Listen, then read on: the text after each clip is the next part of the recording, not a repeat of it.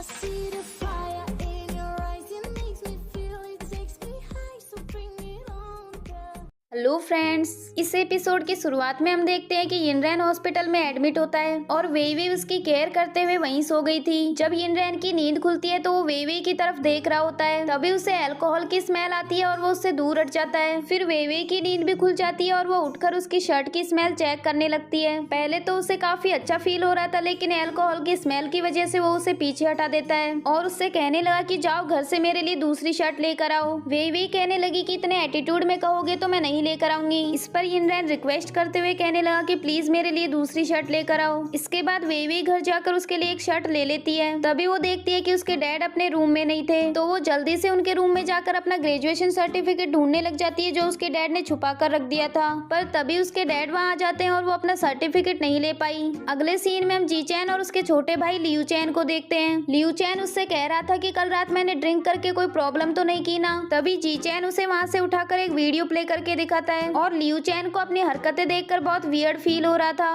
तभी जी चैन उससे कहने लगा कि इस बार तो तुमने हद ही पार कर दी। अब मैं तुम्हारे सारे बैंक कार्ड्स टर्मिनेट कर रहा हूँ और इनको तभी एक्टिव करूंगा जब मुझे फील होगा कि अब तुम्हें माफ कर देना चाहिए। ये कहकर वो वहाँ से चला गया। अगले सीन में हम वेइवेई की फ्रेंड ली जियांग को देखते हैं, जिसके पास वो कार्ड था जो उसे जी चैन ने दिया था, जिसको देखकर वो सोचने लगी कि वो लड़का वेइवेई के लिए परफेक्ट रहेगा। ये सोचकर वो जी चैन के पास मैसेज करके उसे हेल्प करने के लिए थैंक्स करती है। अगले सीन में हम वेइवेई को देखते हैं, जिसकी प्रोफेसर उससे बोल रही थी कि तुम्हें जल्द से जल्द अपना ग्रेजुएशन सर्टिफिकेट जमा करवाना होगा। वेइवेई कहने लगी कि आप मुझे थोड़ा सा टाइम दे दीजिए, मेरा ग्रेजुएशन सर्टिफिकेट मुझे मिल नहीं रहा है। तभी उसकी प्रोफेसर बोली कि अगर तुमने सर्टिफिकेट जमा नहीं कराया तो तुम साइंस प्रोजेक्ट कंपटीशन में हिस्सा नहीं ले पाओगी, इसलिए जल्दी से घर जाकर अपना सर्टिफिकेट ढूंढो। ये कहकर वो वहाँ से चली गई। उनके जाने के बाद वेइवेई के पास यिनरैन का कॉल आता है, जो उससे कहने लगा कि तुम खुद मेरी शर्ट देने क्यों नहीं आई, मैं तुमसे बहुत गुस्सा हूँ। इस पर वेइवेई बोली कि मुझे एक अर्जेंट काम आ गया था, मुझे मेरा ग्रेजुएशन सर्टिफिकेट चाहिए जो मेरे डैड ने छुपा कर रखा है, और जब तक मैं ब्लाइंड डेट पर किसी लड़के को पसंद नहीं कर लेती तब तक वो मुझे सर्टिफिकेट वापस नहीं देंगे।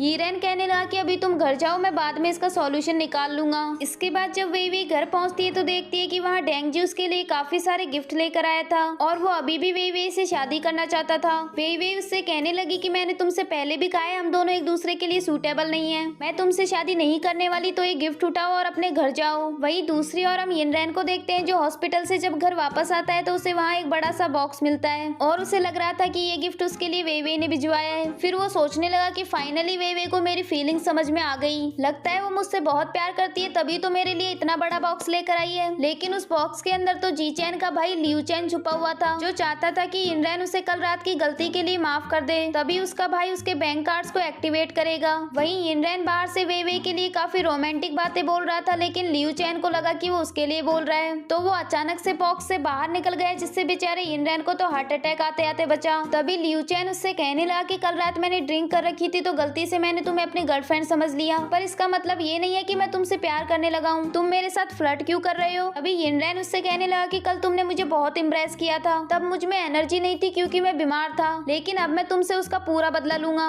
और ये कहकर वो उसके साथ फाइट करने लग जाता है। वहीं दूसरी ओर हम डेंगजी को देखते हैं, जो अभी भी वेइवेई के घर पर ही रुका हुआ था और वेइवेई उसकी बातों से बहुत ज्यादा बोर हो गई थी। फिर वो यिनरैन के पास कॉल कर देती है, तभी डेंगजी उसके हाथ से फोन छीन लेता है और कहने लगा कि मैं तुम्हारा होने वाला फियांसे हूँ, तो तुम्हारा फोन चेक करने का मुझे पूरा अधिकार है। वहीं यिनरैन ने उसका कॉल अटेंड कर लिया था और उन दोनों की पूरी बातें भी सुन ली थी। फिर वो तुरंत वहाँ से वेइवेई के घर चला गया और वहाँ जाकर उसने डेंगजी की बहुत ज्यादा पिटाई की। अगले सीन में हम देखते हैं कि वेइवेई उसकी चोट पर दवाई लगा रही थी। तभी यिनरैन उससे कहने लगा कि तुम्हें मेरी कितनी फिक्र है ना, फिर तुम ब्लाइंड डेट्स पर जाना बंद क्यों नहीं कर देती। इस पर वेइवेई कहने लगी कि अगर मैंने ब्लाइंड डेट्स अटेंड नहीं की तो मेरे डैड मुझे ग्रेजुएशन सर्टिफिकेट कभी वापस नहीं देंगे। तभी यिनरैन बोला कि इसमें मैं तुम्हारी हेल्प कर दूंगा, लेकिन इसके बदले में तुम्हें भी मुझे कुछ देना होगा। वेइवेई पूछने लगी कि बताओ तुम्हें रिटर्न में क्या चाहिए। इस पर यिनरैन बोला कि तुम मुझे भाई बोलना बंद कर देना, लेकिन वेइवेई ने उसकी ये बात एक्सेप्ट नहीं की। अगले सीन में हम देखते हैं कि यिनरैन काफी दिनों के बाद क्लास अटेंड करने गया था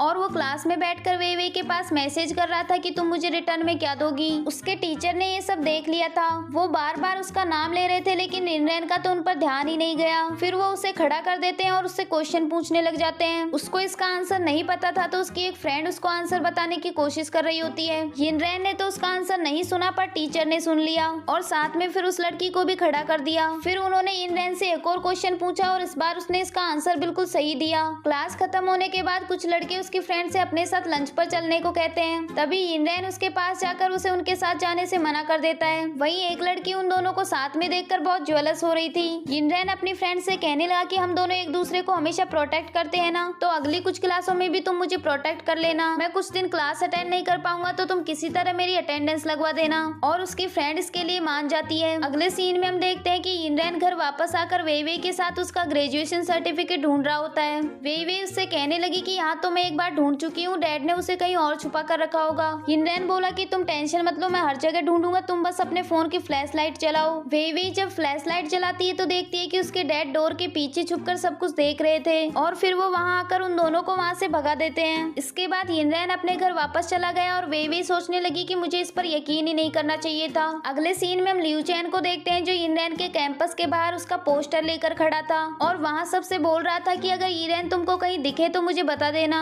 क्योंकि वो उसे अपने भाई से मिलवाना चाहता था। तभी यिनरेन वहाँ आ जाता है लेकिन जैसे ही वो लियू चैन को देखता है तो वहाँ से भाग जाता है। लियू चैन भी उसे पकड़ने के लिए उसके पीछे पीछे चला गया। जैसे ही लियू चैन उसे ढूंढने के लिए वॉशरूम में जाता है तभी यिनरेन उसे बाहर से लॉक करके वहाँ से अपने घर चला गया, लेकिन लियू चैन उसका पीछा करते हुए वहाँ भी आ गया। इसके बाद यिनरेन उसे पीछे छुड़ाने के लिए वेइवेई के घर चला जाता है और वेइवेई के डैड से कहने लगा कि मेरा एक पागल फ्रेंड मेरा पीछा कर रहा है तो मैं थोड़ी देर यहीं रुकूंगा। तभी वो देखता है कि वेइवेई के डैड उसकी ब्लाइंड डेट के लिए कुछ और लड़कों की फोटोज लेकर आए थे। फिर यिनरेन वहाँ जाकर उन लड़कों में कुछ ना कुछ कमी निकालने लग जाता है और फिर उनसे कहने लगा कि अभी वेइवेई 28 साल की तो ये आपको उसकी शादी की इतनी क्या जल्दी है। इस पर उसके डैड बोले कि 28 साल की एज कम थोड़ी होती है, अगर ऐसे ही चलता रहा तो उससे कौन शादी करेगा। तभी यिनरेन बोला कि अगर उससे कोई शादी नहीं करेगा तो मैं कर लूंगा, लेकिन वेइवेई के डैड उसकी बातों को इग्नोर कर देते हैं क्योंकि उनको लग रहा था कि ऐसे ही मजाक कर रहा होगा। उसके बाद वो उनसे कहने लगा कि अंकल क्या मैं कुछ दिनों के लिए यहीं रह सकता हूँ, आपको तो पता है ना मुझे मेरे घर से ज्यादा यहाँ अच्छे से नींद आती है। इस पर वेइवेई के डैड उसे वहाँ रुकने के लिए हाँ कह देते हैं। अगले सीन में हम देखते हैं कि वेइवेई यिनरेन से कह रही थी कि अब तुम कुछ दिनों तक यहीं रुकने वाले हो तो मेरा सर्टिफिकेट वापस लेने में मेरी हेल्प करोगे ना, वैसे तुम्हें डैड ने यहाँ रुकने की परमिशन कैसे दे दी। इस पर यिनरेन बोला कि मैं तो बचपन से यहाँ रहता हूँ, इसमें इतनी बड़ी बात क्या है, और तुम्हारा सर्टिफिकेट लेने में मैं तुम्हारी हेल्प कर दूंगा लेकिन पहले तुम मेरी मसाज करो। लेकिन वेइवेई ने उसकी ये बात भी नहीं मानी। अब यिनरेन भी यहीं रहने लग गया था तो उन दोनों में नॉर्मल भाई बहन की तरह झगड़े होने भी शुरू हो जाते हैं। अगले सीन में हम देखते हैं कि वेइवेई यिनरेन से कह रही थी कि तुम्हारे टीचर ने मुझे बताया कि तुम कुछ दिनों से क्लास अटेंड नहीं कर रहे। वो ये सब इसलिए कह रही थी ताकि उसे डैड से डांट पड़े। फिर उसके डैड यिनरेन को क्लास स्किप करने के लिए डांटने लग जाते हैं। यिनरेन को भी अब वेइवेई से बदला लेना था तो उसके डैड से बोला कि आपने काफी दिनों से इसे ब्लाइंड डेट पर नहीं भेजा। तभी उसके डैड बोले कि हाँ मुझे अभी तक इसके लिए कोई सूटेबल लड़का नहीं मिला। इस पर यिनरेन कहने लगा कि आप लड़के ढूंढना बंद करो और एक बार मुझे देखो, मैं कितना हैंडसम, इंटेलिजेंट और टैलेंटेड हूँ, आपको नहीं लगता कि मैं ही इसके लिए सूटेबल रहूंगा। वेइवेई के डैड इस बार भी उसकी बातों को मजाक में ले लेते हैं और उससे चुपचाप खाना खाने को कहते हैं। अगले सीन में हम देखते हैं कि यिनरेन जैसे ही घर से बाहर निकलता है तो उसे वही लियू चैन मिल जाता है। वो उसे देखते ही फिर से वहाँ से जाने लगता है लेकिन इस बार लियू चैन उसे रोक लेता है और उससे कहने लगा कि मैं 3 दिनों से तुम्हारा यहाँ वेट कर रहा हूँ, तुम्हें बस मेरे भाई के पास जाकर ये बताना है कि तुमने मुझे माफ कर दिया, तभी वो मेरे बैंक कार्ड्स को एक्टिव करेंगे और मैं प्रॉमिस करता हूँ कि आगे से तुम्हें कभी परेशान नहीं करूंगा। इस पर यिनरेन उसकी हेल्प करने के लिए मान जाता है। अगले सीन में हम देखते हैं कि यिनरेन उसके भाई से मिलने के लिए आया होता है। लियू चैन अपने भाई से कहने लगा कि इसने मुझे मेरी गलती के लिए माफ कर दिया है, अगर आपको यकीन नहीं हो तो आप इसी से पूछ लीजिए। लेकिन यिनरेन इतना भी सीधा नहीं था, वो वहाँ जाकर अपनी बातों से मुकर गया